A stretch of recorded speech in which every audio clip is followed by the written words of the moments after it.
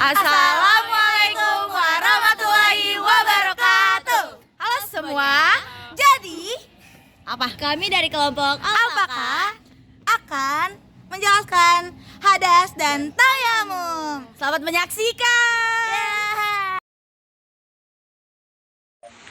Pengertian hadas. Hadas menurut bahasa adalah suatu perkara yang baru.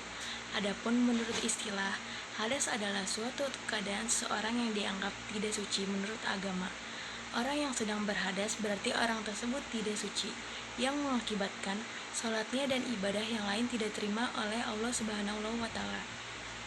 Dari Abu Hurairah radhiyallahu anhu berkata, Rasulullah SAW bersabda, Allah tidak akan menerima sholat salah satu dari antara kalian apabila ia dalam keadaan berhadas, hingga kalian berwudu. Seseorang yang sedang berhadas apabila akan melaksanakan ibadah sholat dan ibadah yang lainnya, dia harus bersuci terlebih dahulu. Hadas dikategorikan menjadi dua bagian, yaitu hadas kecil dan hadas besar. Berikut penjelasan macam-macam hadas dan cara menyucikannya. Hadas kecil adalah hadas yang cara menyucikannya dengan berwudu atau tayamum. Seseorang disebut berhadas kecil jika ia mengeluarkan sesuatu dari dua lubang, yaitu lubang dubur dan kubulnya, yaitu buang air besar, buang air kecil, ataupun juga buang angin. Menyentuh kemaluan tanpa alas juga termasuk seseorang disebut berhadas kecil. Ada dua tata cara untuk menyucikan hadas kecil. Yang pertama, berwudu. Wudu merupakan pelaksanaan kegiatan untuk membersihkan secara khusus atau perbuatan yang diawali dengan niat dan diakhiri dengan membasuh kedua kaki. Bagi yang berhalangan menggunakan air atau tidak menemukan air, bisa digantikan dengan tayamum.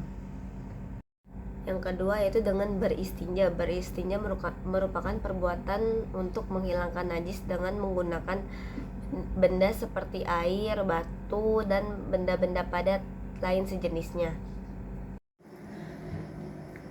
Hadas besar dan cara menyucikannya. Hadas besar adalah keadaan tidak suci pada diri seorang muslim karena sebab-sebab tertentu. Cara bersuci dari hadas besar adalah dengan cara mandi besar atau mandi wajib. Mandi wajib untuk menghilangkan hadas besar disebut dengan mandi junub. Apabila berhalangan mandi menggunakan air, mandi junub dapat digantikan dengan tayamum. Contoh hadas besar. Pertama, sperma. Keluar sperma ini disebabkan karena persetubuhan maupun mimpi basah yang ditemukan cairan setelah bangun tidur. Kedua, persetubuhan. Terjadinya pertemuan antara kelamin laki-laki dan perempuan meskipun tidak mengeluarkan sperma. Ketiga, haid. Darah yang keluar dari kemaluan wanita dalam keadaan sehat bukan karena penyakit, melahirkan atau pecahnya selaput darah. Keempat, nifas. Keluarnya darah dari kemaluan perempuan setelah melahirkan atau keguguran. Pengertian tayamum. Tayamum sebagai salah satu bentuk bersuci sangat jarang dilakukan dan kita lihat di sekeliling kita. Secara bahasa, tayamum adalah berniat melakukan sesuatu. Sedangkan menurut istilah, tayamum merupakan pelaksanaan mengusap debu ke wajah dan kedua tangan dengan syarat-syarat tertentu sebagai ganti berwudu dan mandi besar. Jadi, tayamum merupakan pengganti wudu dan mandi besar karena adanya sebab-sebab tertentu. Apakah sebab-sebab yang memperbolehkan tayamum? 1. Kelangkaan air, baik secara kasat mata maupun secara syara. Contoh, kelangkaan air secara kasat mata dalam keadaan berpergian dan benar-benar tidak ada air. Sedangkan kelangkaan air secara syara, misalnya yang ada hanya mencukupi untuk kebutuhan minum. 2. Jauhnya air yang tersedia, yang keberadaannya diperkirakan di atas jarak 2,5 km. Artinya, jika dimungkinkan ada air tetapi di atas jarak tersebut, maka diperbolehkan untuk bertayamum. 3. Sulitnya menggunakan air, baik secara kasat mata maupun secara syara. Contoh, sulit secara kasat mata misalnya airnya dekat tetapi tidak bisa dijangkau karena ada musuh, karena ada binatang buas, karena di penjara, dan seterusnya. Contoh, sulit menggunakan air secara syara misalnya karena khawatir akan datang penyakit, takut penyakitnya semakin kambuh, atau takut lama sembuhnya.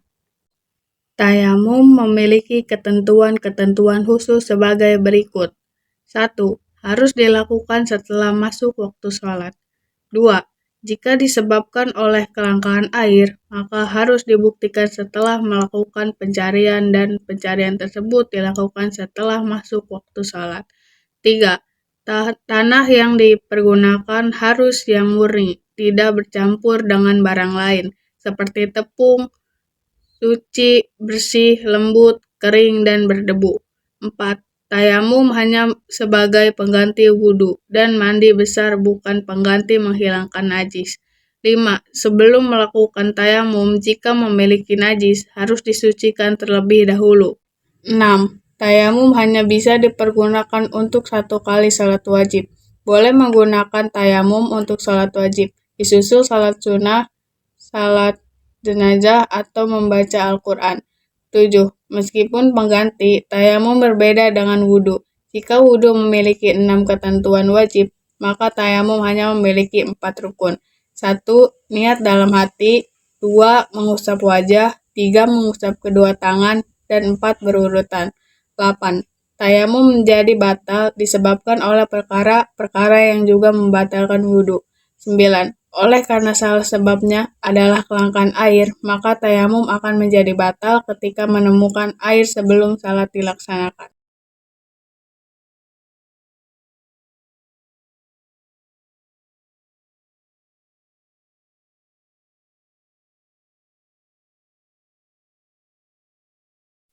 Jadi itu dia penjelasan hadas dan tayamum. Kurang lebihnya mohon maaf. Wassalamualaikum